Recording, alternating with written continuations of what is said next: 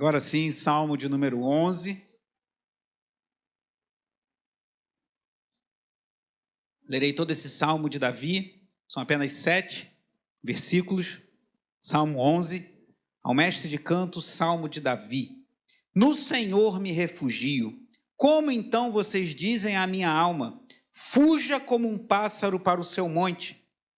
Porque eis aí os ímpios armando os seus arcos, colocam a flecha na corda, para as escondidas dispararem contra os retos de coração. Ora, se forem destruídos os fundamentos, que poderá fazer o justo? O Senhor está no seu santo templo, nos céus o Senhor tem o seu trono. Os seus olhos estão atentos, as suas pálpebras sondam os filhos dos homens. O Senhor põe à prova o justo e o ímpio, mas ele abomina o que ama a violência. Fará chover sobre os perversos brasas de fogo e enxofre, e vento abrasador será a parte do cálice deles. Por ser justo, o Senhor ama a justiça, os retos lhe contemplarão a face. Antes de orar, eu queria fazer um exercício que os antigos chamavam de leitura orante, que é você se apropriar como uma oração de um trecho da palavra de Deus, especialmente de orações como o Salmo, mas somente o versículo 4. Eu vou ler, queria que todos lessem junto comigo o versículo 4, e depois eu vou ler novamente, e uma leitura lenta, e vou deixar um tempo para você refletir e deixar a palavra de Deus adentrar a sua alma. Apenas o versículo 4, leia comigo uma voz alta todos juntos, e depois você fica em silêncio, eu vou ler novamente e depois orar.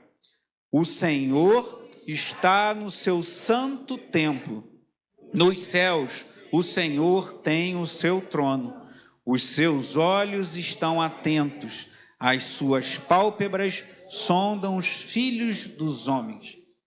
Deixe-me ler mais uma vez. O Senhor está no seu santo templo. Nos céus, o Senhor tem o seu trono. Os seus olhos estão atentos. As suas pálpebras sondam os filhos dos homens. Vamos orar mais uma vez. Pedir a minha esposa que faça essa oração. Amém. Obrigada, Deus amado, Deus querido, Senhor, pela Tua palavra, Senhor, que é lâmpada para os nossos olhos, que guia os nossos caminhos, que restaura a alma, Senhor. Muito obrigada, Deus, que essa noite possamos sair daqui edificados, ó Pai amado, pela Tua santa palavra, Deus. Te agradecemos por esse dia, te agradecemos por estar aqui, Deus. Que os nossos corações, ó Pai amado, possam estar atentos à Tua palavra nesta noite.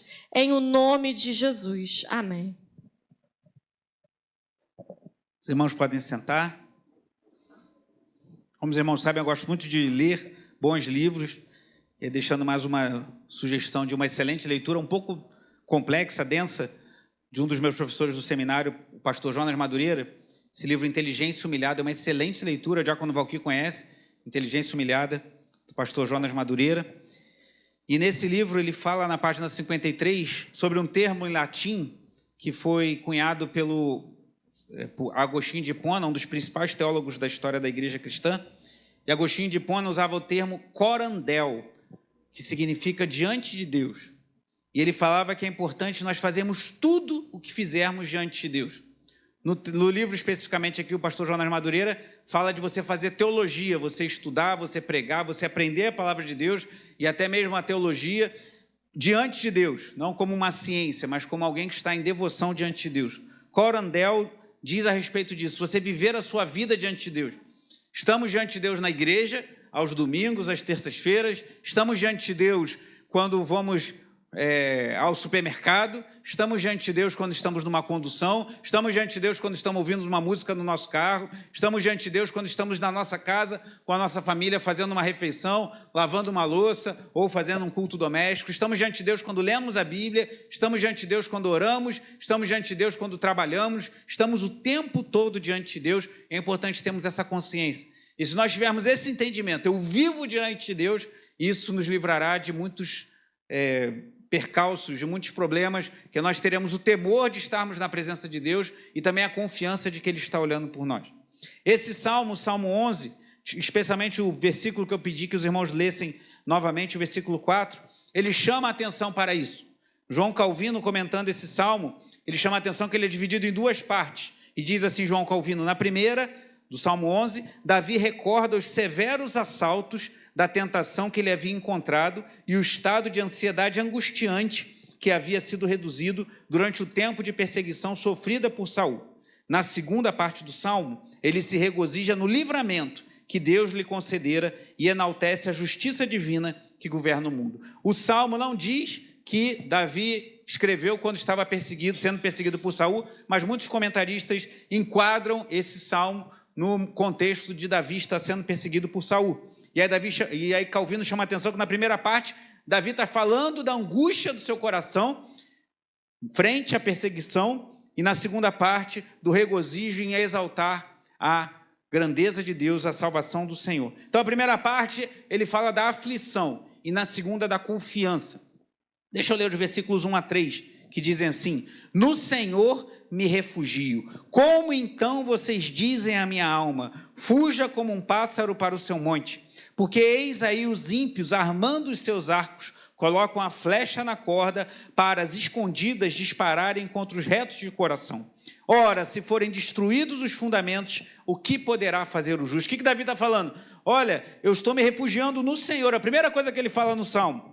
Como vocês podem dizer para eu fugir? Porque os ímpios, se eu estiver fugindo como um pássaro, eles vão colocar uma flecha numa corda para disparar no meu coração. Só que a partir do versículo 5, olha o que ele diz. A segunda parte, a confiança no Senhor. O Senhor põe à prova o justo e o ímpio, mas ele abomina o que ama a violência. Fará chover sobre os perversos brasas de fogo e enxofre, e vento abrasador será a parte do cálice deles. Por ser justo, o Senhor ama a justiça, os retos lhe contemplarão a face. Percebe a diferença? No primeiro momento, Davi está falando, eu me refugio no Senhor, e vocês estão dizendo para eu fugir, e os ímpios estão querendo me destruir.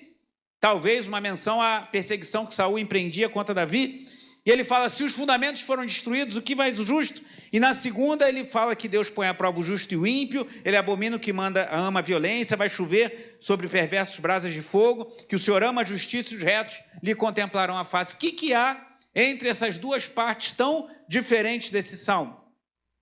O versículo 4, que eu não li de propósito nesse momento, que diz, o Senhor está no seu santo templo, nos céus o Senhor tem o seu trono, os seus olhos estão atentos, as suas pálpebras sondam os filhos dos homens.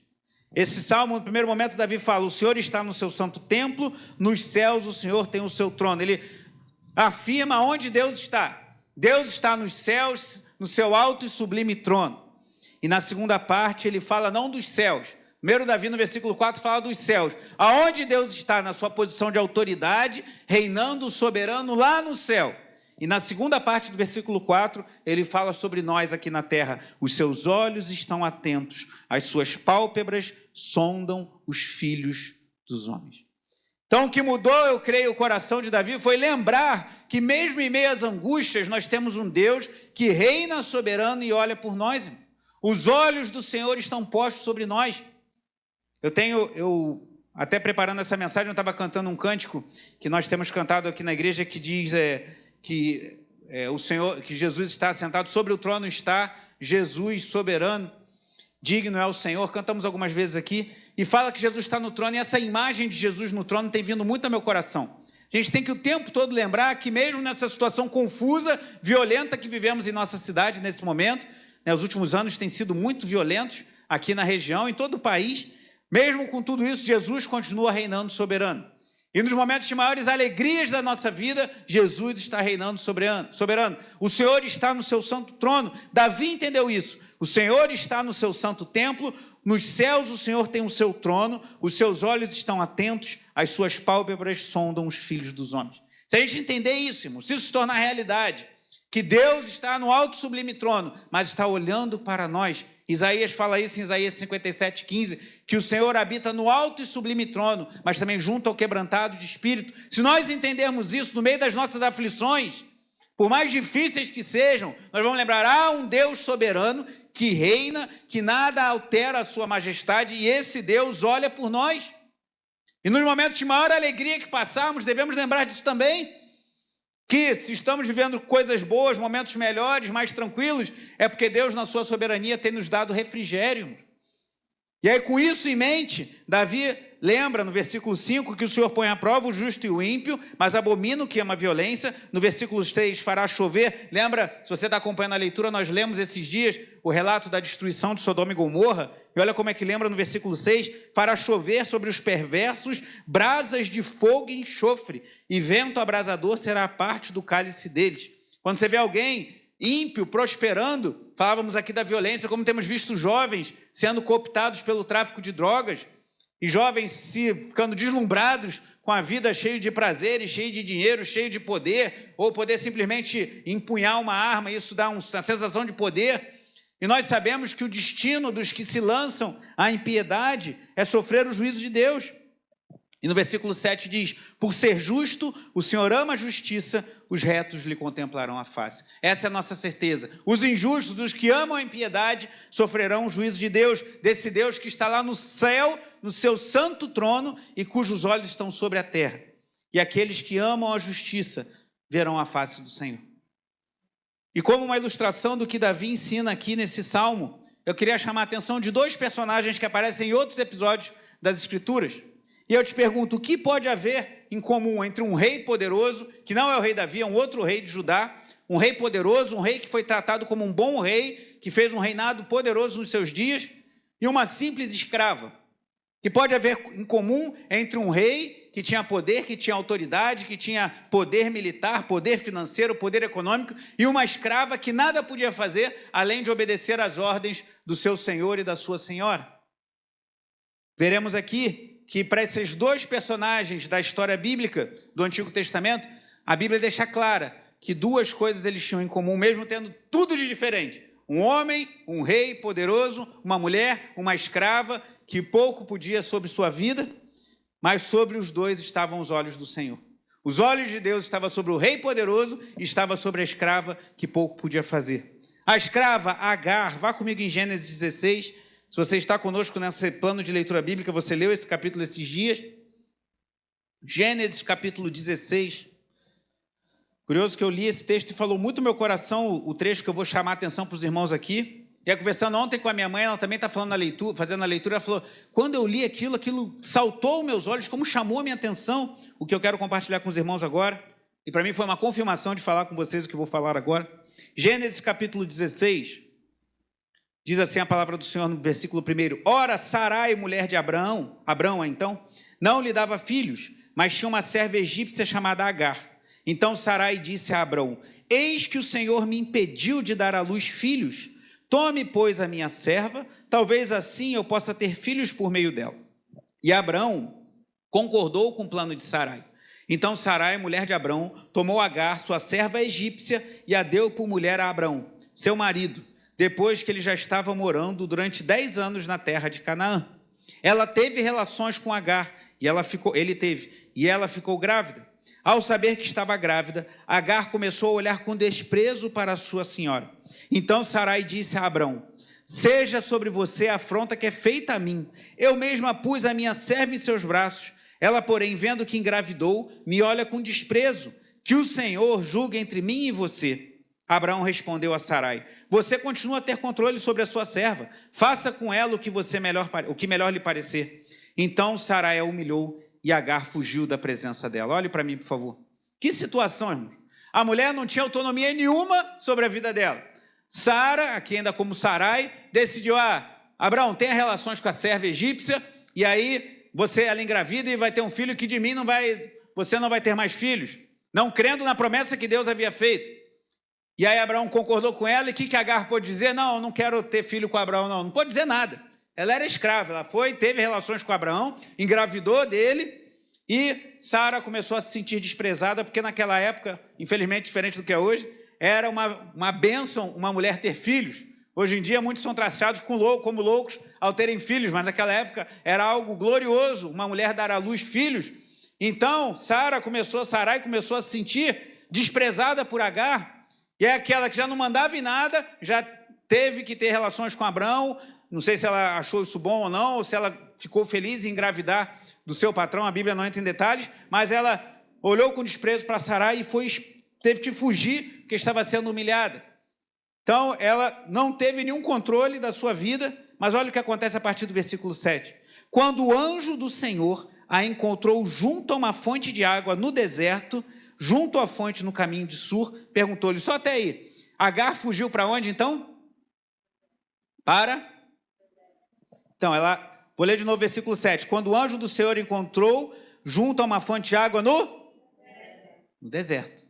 Mulher grávida, fugindo para o deserto. Olha a situação dessa mulher, exatamente como a Cris falou, no deserto, grávida, sozinha. Mas o anjo do Senhor foi até ela, e diz o versículo 8, e perguntou-lhe, Agar, serva de Sarai, de onde você vem e para onde você vai? Olha que curiosa a pergunta do anjo. Deus às vezes faz perguntas que a gente não entende, né? A mulher estava fugindo, queria fugir daquela humilhação, e ele perguntou, de onde você vem e para onde você vai? Ela respondeu, fujo da presença de Sarai, minha senhora. Então o anjo do Senhor lhe disse, volte para a sua senhora e sujeite-se a ela. Meu irmão, imagina essa mulher ouvir isso. Pensa comigo, vamos fazer um exercício aqui, daquilo que a Bíblia não diz, mas nós podemos conjecturar. Ela era escrava, ela foi chamada a engravidar de Abraão, ela está grávida, e ela decide fugir para o deserto. Você acha que a humilhação de Sarai era tranquila? Você acha que simplesmente ela falava assim, por que você engravidou do meu marido? Me arrependo disso. Ela devia, com perdão da expressão, esculachar aquela mulher. Ela devia tratar muito mal. Para a mulher preferir ir grávida para o deserto, a ficar na casa dos seus patrões, inclusive de quem ela estava grávida, de Abraão, ela devia ser muito maltratada. O anjo do Senhor encontra com ela no deserto, e que ela ouve do anjo do Senhor, volte-se e sujeite-se a Sarai. Olha que legal. Agar parece que foi uma mulher predestinada a fazer tudo aquilo que mandam e que talvez ela não queira. Mas o anjo não parou por aí. Olha o que diz o verso 10. E o anjo do Senhor disse também, aumentarei muito a sua descendência, de maneira de que tão numerosa não poderá ser contada. E o anjo do Senhor continuou, você está grávida e dará à luz a um filho, a quem chamará Ismael, porque o Senhor ouviu o seu grito de aflição. Olha que palavra poderosa. Ismael significa Deus ouve. Na sua aflição, na sua angústia, no deserto, grávida, sozinha, fugindo de uma tremenda humilhação da sua patroa, por assim dizer, ela clama ao Senhor, Deus ouve e fala, você dará à luz a um filho que chamará Ismael, que significa Deus ouve. Por quê? O Senhor ouviu o seu grito de aflição. O que eu aprendo aqui, irmãos?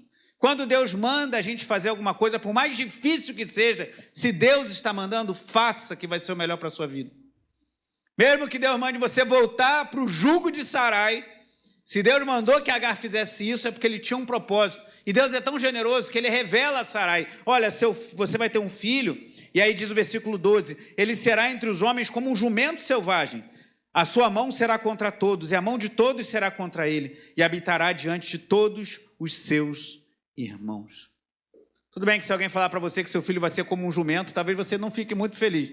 Mas no contexto aqui, era para dizer que ele ia ser forte. E Ismael, depois a história bíblica conta, teve 12 filhos que foram príncipes. Ele foi um homem muito poderoso. Então Deus consolou Agar, falando, volta para lá, não foge não. Mas eu tenho um propósito com essa criança que está na sua barriga, e ela obedeceu. É como termina essa história, sobre isso que eu queria conectar com o que vimos no início, no Salmo de número 11, versículo 13. Então Agar deu ao Senhor que havia falado com ela. Só uma observação, a gente vê que esse anjo não era um anjo qualquer, mas era uma teofania, uma aparição de Deus no Antigo Testamento. O próprio Senhor que falou com ela, defendem alguns comentaristas, porque ela fala que foi o Senhor que falou com ela. Então Agar deu ao Senhor que havia falado com ela o nome. Tu és o Deus que vê. Porque ela dizia, neste lugar eu olhei para aquele que me vê. Por isso aquele poço se chama Beer-Lahai. Fica entre Cádiz e Bered. Beer-Lahai significa poço daquele que vive e me vê. Então Agar no deserto, Agar sozinha, humilhada, grávida, sem nenhum suporte, foi vista por Deus. Porque, como Davi vai dizer, muitos séculos depois, o Senhor está no seu santo templo, assentado no seu sublime trono, e os seus olhos estão sobre os homens que estão sobre a terra. Ele foi até Agar. E assim ele vem até nós nos dias de hoje, irmão. O nosso Deus ouve o nosso clamor, como ele ouviu o clamor de Agar. E assim aquela mulher falou: tu és o Deus que vê. Então Agar entendeu que o nosso Deus é um Deus que vê, irmãos. Deus não criou todas as coisas e ficou lá no céu esperando, deixando ver o que ia acontecer. Deus vê o que está acontecendo na terra e ele intervém. Ele foi até Agar, ele foi até aquela mulher sozinha no deserto e se revelou a ela e mandou ela voltar, porque ele tinha promessas para a sua vida e para o seu filho. Mas eu falei de 2 exemplos. O primeiro de uma escrava que nada podia fazer, e um segundo e último exemplo de um rei muito poderoso, que é o rei Asa, que está lá em 2 Crônicas, capítulo 16. Avance na sua Bíblia para o segundo livro de Crônicas.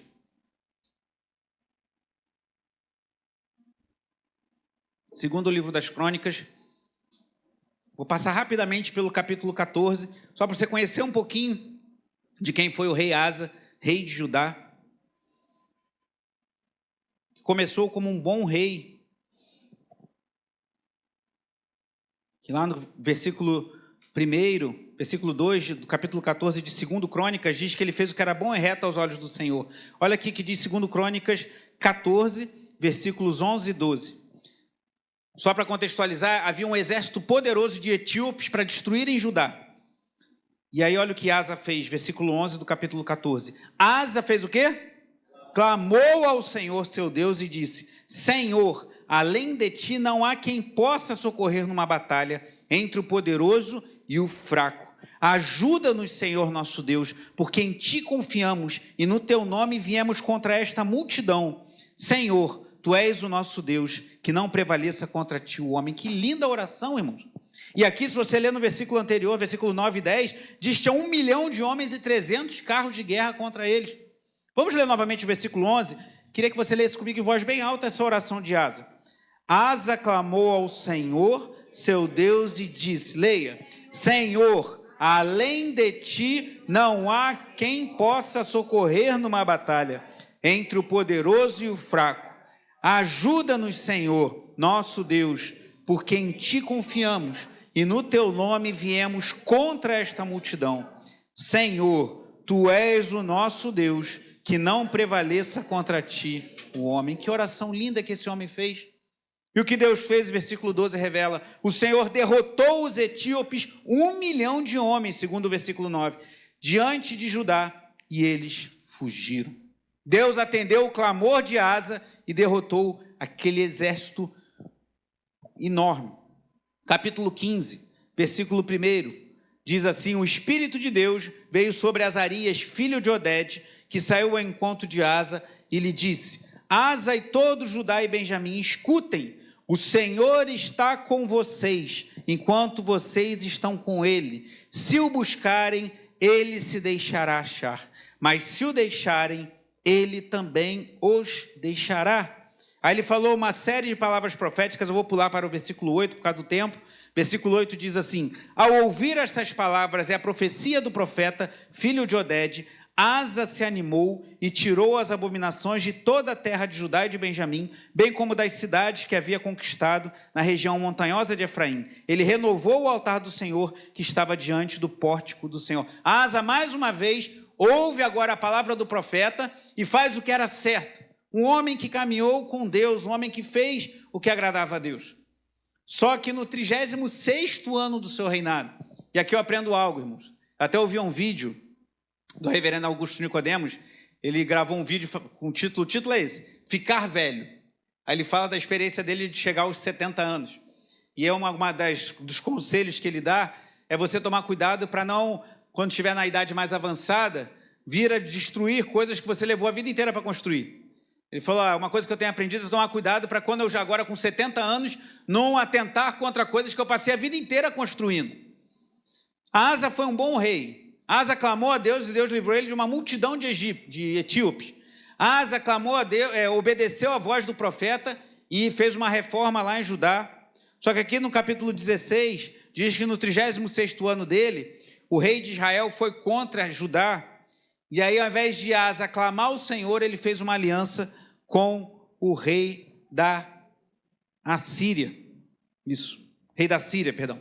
Ele fez uma aliança com o rei da Síria. Ao invés de confiar no Senhor, ele foi pedir ajuda a um outro rei. E aí aqui no capítulo 16, já no versículo 7, depois que aconteceu isso, diz assim, 16:7. Naquele tempo, o vidente Hanani foi falar com Asa, rei de Judá, e lhe disse: você confiou no rei da Síria e não confiou no Senhor seu Deus, e por isso o exército do rei da Síria escapou das suas mãos. Não é verdade que os etíopes e os líbios formavam um grande exército com muitos carros de guerra e cavaleiros, mas porque você confiou no Senhor, ele os entregou nas suas mãos. E preste bem atenção ao que diz o versículo 9, que me lembra, e eu espero que lembre você também, o que vimos lá no Salmo 11.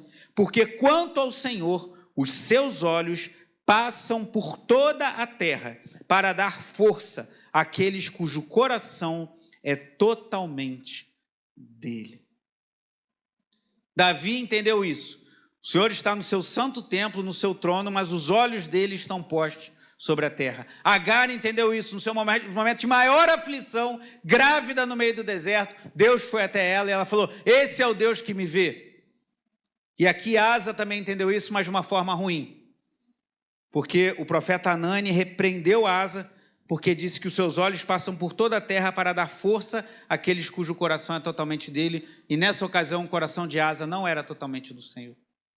Cuidado, meu irmão, minha irmã, você, assim como eu, já teve grandes vitórias na presença do Senhor. Se Deus já te abençoou com grandes coisas no passado, seja no ministério, seja na família, seja nas finanças, seja no que for, você já experimentou da bondade de Deus, talvez numa enfermidade que Deus te curou, ou de um familiar, e você tem visto Deus abençoar a sua vida, glória a Deus. Deus havia abençoado o povo de Judá e derrotado 1 milhão de etíopes. Mas Asa, nessa ocasião, não confiou no Senhor, foi buscar auxílio no rei da Síria e por isso foi repreendido pelo profeta. Porque os olhos do Senhor passam por toda a terra para dar força àqueles cujo coração é totalmente dele. E qual foi a reação do rei Asa? Versículo 10. Porém Asa se indignou contra o profeta e o lançou na prisão, porque estava enfurecido contra ele por causa disso. Na mesma ocasião, Asa oprimiu alguns do povo. Ao invés dele receber a exortação, ele ficou com raiva e oprimiu o profeta de Deus. E mais à frente, aqui no versículo 12, diz: no 39º ano do seu reinado, uns 3 anos depois do que aconteceu, Asa contraiu uma doença nos pés, e essa doença era muito grave. Porém, na sua enfermidade, ele não recorreu ao Senhor, mas confiou nos médicos. Não é pecado buscarmos ajuda nos médicos, irmãos. Os médicos, Deus dá sabedoria para nos ajudarem. Mas nós precisamos, primeiro e acima de tudo, buscar auxílio no Senhor, e Asa não fez isso. Então aprendemos com Davi que os olhos do Senhor estão sobre toda a terra. Aprendemos com Agar que Deus vê quando você está no deserto, no meio da sua aflição. E aprendemos com Asa que Deus vê também quando nós fazemos coisas erradas. Hanani, o profeta, entendeu isso. Os olhos de Deus estão sobre nós, irmãos. Isso deve nos gerar temor, o que Asa não teve, o rei de Judá. E deve nos gerar confiança, o que Davi e Agar tiveram, que viram que Deus estava olhando pelo bem deles. E para nós hoje, algo que Davi não enxergava tão claramente como nós enxergamos. Algo que Hanani, o profeta, não enxergava tão claramente como nós enxergamos. Algo que Agar, muito menos, enxergava claramente como nós enxergamos. Vai em Hebreus capítulo 1, já vou concluir.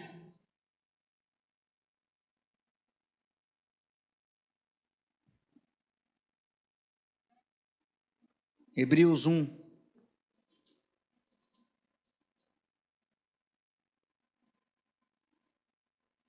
Hebreus capítulo 1.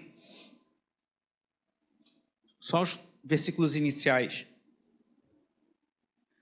Diz assim, Hebreus 1. Antigamente quanto? Nos tempos de Agar, nos tempos de Asa, nos tempos de Davi.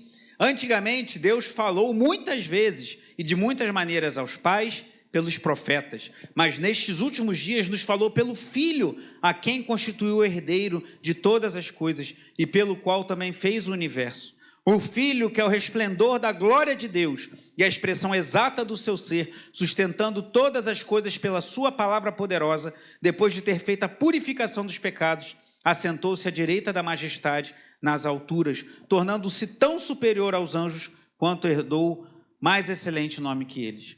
Davi não teve essa revelação que nós temos hoje. Ele sabia que o Messias viria, ele esperava o Messias e sabia que seria seu descendente. Mas hoje nós sabemos claramente quem é o Filho de Deus, que ele morreu pelos nossos pecados, ele ressuscitou, ele subiu aos céus e ele está à destra de Deus intercedendo por nós, irmãos. Então, no meio das suas angústias e aflições, lembre-se que assim como foi com Agar, Deus vê e Cristo intercede por nós. E na hora de fazer uma besteira como fez o rei Asa, lembre-se que Deus vê e ele nos punirá pelos nossos pecados. Não precisa abrir, mas eu vou ler para concluir Romanos 8, 34. Diz assim a palavra do Senhor: quem os condenará? É Cristo Jesus quem morreu, ou melhor, quem ressuscitou, o qual está à direita de Deus e também intercede por nós. Calvino disse: Deus tem especial consideração pelos íntegros e nunca desvia dele os seus olhos. Deus está olhando por nós, irmão. Se a gente entender isso, como eu falei no início, corandeu, viver diante de Deus, e saber quando você está dirigindo o seu carro, quando você está pegando a sua condução, quando você está indo dormir, quando você está acordando, quando você está tomando banho, quando você está comendo, quando você está cozinhando, quando você está trabalhando, Deus está com os olhos postos sobre você. Isso nos dará confiança e também temor, porque vivemos diante de Deus, corandeu, diante da presença do Senhor. Por isso que Davi lá no Salmo 11 diz: o Senhor está no seu santo templo, nos céus o Senhor tem o seu trono, os seus olhos estão atentos, as suas pálpebras sondam os filhos dos homens. Deus está nesse lugar, nessa noite, seus olhos estão postos sobre nós para sondar o nosso coração. Isso deve trazer paz, confiança, mas também temor, irmãos. Porque Deus não olha para nós só quando estamos na igreja. Algo especial quando nos reunimos como igreja. Por isso devemos nos reunir sempre que possível. Que bom que você veio hoje, mesmo com os desafios de estar durante a semana. Alguns voltaram a trabalhar, outros estão com muitas demandas familiares, mas você escolheu estar conosco aqui, cultuando a Deus. Que bom isso. E Deus está com os olhos postos sobre nós, mas não só hoje. Amanhã de manhã, Deus estará com seus olhos postos sobre nós. Quinta-feira à noite, Deus estará com seus olhos postos sobre nós. Sexta-feira à tarde, Deus estará com seus olhos postos sobre nós. Sábado, aqui no jejum, às 9h30 da manhã, né, Diácono Balqui? Deus estará com seus olhos postos sobre nós, mas também antes e depois da consagração, Deus estará com os olhos postos sobre nós. Os olhos do Senhor estão sobre nós. Se você está no deserto como Agar, clame a Deus, pois Ele vê a sua aflição. E se você está sendo exortado por Deus, como foi Asa pelo profeta Anani, volte-se logo para o Senhor, porque os olhos dele estão postos sobre todos, não somente sobre os piedosos. Que Deus tenha misericórdia das nossas vidas. E que a gente lembre que, diferente de Davi, a gente tem um privilégio que ele não teve no seu tempo. O nosso Senhor está à destra de Deus Pai Todo-Poderoso e intercede por mim, intercede por você. Jesus, nesse momento, está intercedendo por nós. O Espírito Santo intercede junto a Deus com gemidos inexprimíveis. Que privilégio eu tenho, que privilégio você tem. Então, por maior que seja o deserto, você grávida, no meio do deserto, lá sozinha, abandonada, humilhada, clame ao Senhor, pois Ele vê a nossa aflição e crê que Ele pode mudar a sua história, como mudou a história de Agar. E se você está, como o povo de Israel, no conflito de Elias com os profetas de Baal, você está entre dois pensamentos, se Baal é Deus ou se o Senhor é Deus, sirva a Deus, porque os seus olhos estão postos sobre nós. Jesus está intercedendo por nós junto ao Pai.